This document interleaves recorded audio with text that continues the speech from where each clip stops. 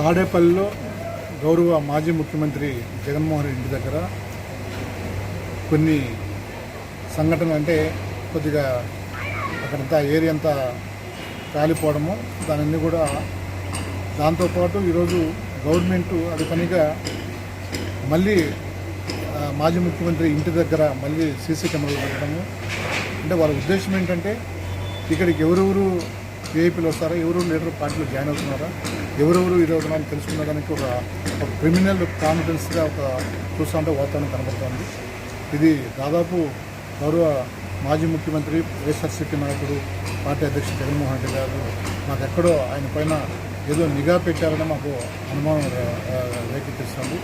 ఎందుకంటే ఇప్పుడు చంద్రబాబు నాయుడు అధికారంలోకి వచ్చిన తర్వాత దాదాపు అనేకమైన వాగ్దానాలు చెప్పినాడు. దాదాపు కొన్ని వందల ఫాల్స్ హామీలు ఇచ్చాడు.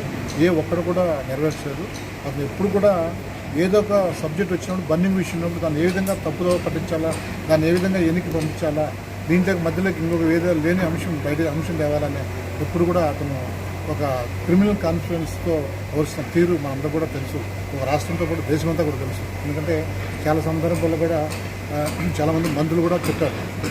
కాబట్టి దానిపైన కొద్దిగా ఏదైనా లోతైన ఒక అనుమానం మాకు ఉండదు. అది ఖచ్చితంగా దానిపైన అందరూ కూడా గమనించాల్సిన అవసరం ఎంతనే ఉందని చెప్పి ఏమన్నా అక్కడ జరిగితే దానికి బాధ్యత గౌరవ ముఖ్యమంత్రి చంద్రబాబు నాయుడు దానికి బాధ్యత వహించాల్సిందిగా వహిస్తున్నారు. రెండో అంశం, ఎవరైతే వైఎస్ఆర్సీపీలో స్ట్రాంగ్గా ఉంటారో, ఎవరైతే వైఎస్ఆర్సీపీకి కొద్దిగా గట్టిగా ఉంటారో వాళ్ళందరూ కూడా తెలుగుదేశం పార్టీ గెజిటెడ్ పేపర్ అయిన ఈనాడు పదే టార్గెట్ పెడుతూ ఈరోజు మిథున్ రెడ్డి పైన, అదేవిధంగా వాళ్ళ ఫాదరు మాజీ మంత్రులు రీజనల్ కోర్టు పెద్దరెడ్డి రామచంద్ర పైన అనేకమైన పుటాలుగా గత నెల నుంచి వ్యాసాలు రాస్తున్నారు. మేము ఒకటే అడుగుతున్నాం, ఈరోజు ఏదైతే ఈ యొక్క ఫోర్త్ పిల్లర్ ప్రజాస్వామ్యానికి ఫోర్త్ పిల్లర్ ఏదైతే ఉందో ఈ పత్రిక స్వేచ్ఛమైన పత్రిక, అటువంటి స్వేచ్ఛమైన పత్రికలో నువ్వు ఇష్టం వచ్చినట్టు ఒక వ్యక్తిని టార్గెట్ చేసి ఒక పార్టీని టార్గెట్ చేయడం అది రాయడం చాలా తప్పు. ఎందుకంటే జర్నలిజం పైన ఒక నమ్మకం ఉంది. పత్రిక స్వేచ్ఛకు ఎప్పుడు కూడా ఒక ఇది ఉంటుంది, ఒక ఆ సంపద ఎడిటర్ పైన కానీ ఆ దానిపైన. కానీ ఇన్ని కూడా మిగతా పేపర్ల పైన కూడా దానిపైన ఆ విధంగా నమ్మకం కోల్పోతుందని చెప్పేసి భవిష్యత్ తరం కూడా ఒకసారి పత్రిక పేపర్ల యజమాని కూడా గమనించాల్సిన అవసరం ఉంది. మనం ఏదైనా పత్రిక అనేది ఏదంటే సొసైటీలో జరిగే ఏదైనా సంఘటనలు కానీ, ఒక పేదవాడికి ఏదైనా అన్యాయం జరిగినప్పుడు, ఒక మహిళలకు రక్షణ లేకున్నప్పుడు, ఒక సొసైటీకి చేయాల్సిన పనులు చేయలేనప్పుడు అవి ఎత్తి చూపించాలి. దానికి ఇది స్పేస్ ఉంది. ఈరోజు ఆంధ్రప్రదేశ్లో ఈరోజు కూటమి ప్రభుత్వం వచ్చిన తర్వాత అనేకమైన వాగ్దానాలు ఫాల్స్ హామీలు ఇచ్చారు. ఒక్కడు కూడా చేయలే. ఈరోజు ప్రజలు రోడ్డు పైన పడినారు. ముఖ్యంగా బీసీలు, మహిళలు, రైతులు, అగ్రవర్ణంలో పేదవాళ్ళు అందరూ కూడా వాళ్ళకి ఇన్కమ్ దెబ్బతినిపోయి కనీసం పంటలు కూడా చేసుకోలేక, పిల్లలు కూడా స్కూల్కి పంపించలేక, ఫీజు కట్టుకోలేక ధరలు ఆకాశాన్ని అందుతున్నాయి. నిత్యావసరాలు టోటల్గా అందుబాటులో లేకున్నాయి. ఇటువంటి రాయాలి. మీకు స్పేస్ ఉంది. ముఖ్యంగా ఈనాడిని మేము రిక్వెస్ట్ చేస్తున్నాం, అటువంటి రాయాలి తప్ప ఎంతసేపు ఆడిన దానికి మంగళానికి దానికి ప్రాధాన్యత ఇస్తా ఉంటే ఎట్లా? అయిపోయిన మంగళానికి ఎప్పుడో దాదాపు ఒక 5 నెలలు ఇప్పుడు చెప్పారు. ఏది ఇక్కడ చౌడపల్లి మంగళంపల్లి. సో అదేదో ఒక దాదాపు ల్యాండ్ కుంభకోణము, ల్యాండ్ భూ ఆక్రమణ అని చెప్పేసి చాలా క్లియర్గా, చాలా స్పష్టంగా రెవెన్యూ వాళ్ళు, ఫారెస్ట్ వాళ్ళు దానిపైన క్లియర్గా సర్వే చేసి ఇది పూర్తిగా పట్టా ల్యాండు అని చెప్పిన తర్వాత కూడా మళ్ళీ మీరు పదే దానిపైన మీకున్న ఏదైతే గెజిటెడ్ పేపర్ దాన్ని రాయడం ఎంతవరకు సబబు అనేది కూడా మిమ్మల్ని నేను క్వశ్చన్ చేస్తున్నాను. ఇప్పుడు నిజంగా దాని కాస్ట్ అంతా తీసుకున్నా తిప్పి కొడితే 3 కోట్లు కూడా కాదు.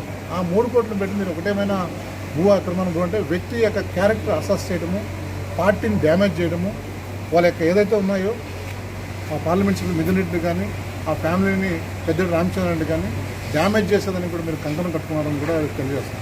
ఆల్రెడీ మీ పేపర్ పైన అనేక జిల్లాల్లో డెఫినేషన్ పరువు నష్ట దావా వేశారు. ముందుగానే మీరు తెలుసుకోండి.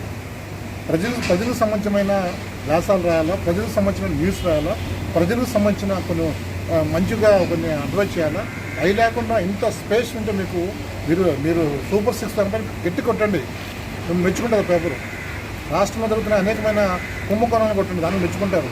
ఈరోజు జాతీయంలో ఏదైతే నేషనల్లో మనకు రావాల్సిన ఏదైతే ఫండ్స్ ఉన్నాయో, ఏదైతే విభజన అంశాల్లో రావాల్సినవి ఈరోజు జాతీయ ఏదైతే ఉన్నదో మన ఎన్ఆర్జీఎస్లో సంబంధించిన దాంట్లో మనకు కోత ఇచ్చారు. అదేవిధంగా హౌసింగ్లో కోత ఇచ్చారు.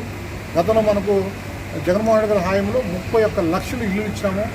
అదేవిధంగా 26 లక్షల మందికి ఇంటి స్థలాలు ఇచ్చాము. ఈరోజు కనీసం మనకన్నా చిన్న స్టేట్ మణిపూర్లో దాదాపు 6,000 ఇల్లు వస్తే కనీసం మన 500 ఇల్లు కట్టించుకోలేని పరిస్థితి ఈరోజు కూటమి ప్రభుత్వం. కానీ శాంక్షన్ తెచ్చుకోలేకపోతున్నాం, డబ్బులు తెచ్చుకోలేకపోతున్నాం.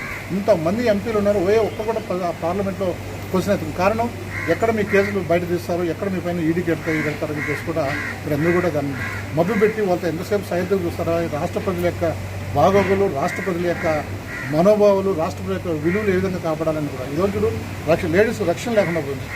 లేడీస్కి ప్రతి జిల్లాలో, ప్రతి నియోజకవర్గంలో, ప్రతి మండలంలో ఈరోజు ఎక్కడ మహిళలు రక్షణ లేకుండా పోయింది. అదే మేము అడుగుతున్నాం కుటుంబ ప్రభుత్వాన్ని, ముఖ్యంగా పవన్ కళ్యాణ్ గారు మేము క్వశ్చన్ చేస్తాం. మీరు ఎందుకు నోరు మెదపలేకున్నారు? ఇంతమందికి రక్షణ లేకుండా ఈ ప్రభుత్వం అంటే ఎందుకు మీరు భాగస్వామ్యం మీరు క్వశ్చన్ చేయండి, ప్రశ్నించండి అని కూడా మిమ్మల్ని అడుగుతున్నాం.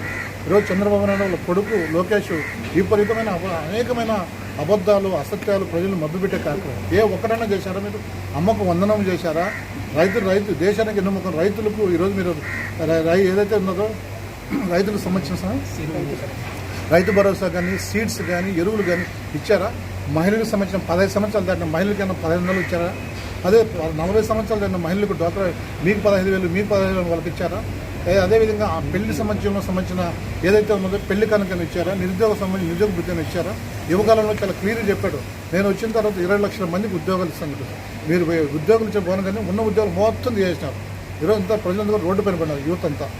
ఇవన్నీ కూడా ఇటువంటి మీరు మీరు ఈనాడు రాసుకోవాలి. కానీ ఇటువంటి రాయకుండా మీరు ఎంతసేపు జాకిలు వేసి లేపాలని పడిపోయే పార్టీని జాకిలు వేసే పరిస్థితి ఈరోజు ఈ రాష్ట్రం జరుగుతుంది. ప్రజలు కూడా ఇప్పుడెప్పుడు ఒకరు కూడా ముక్కుపైన చేసుకుని ఆలోచిస్తున్నారు.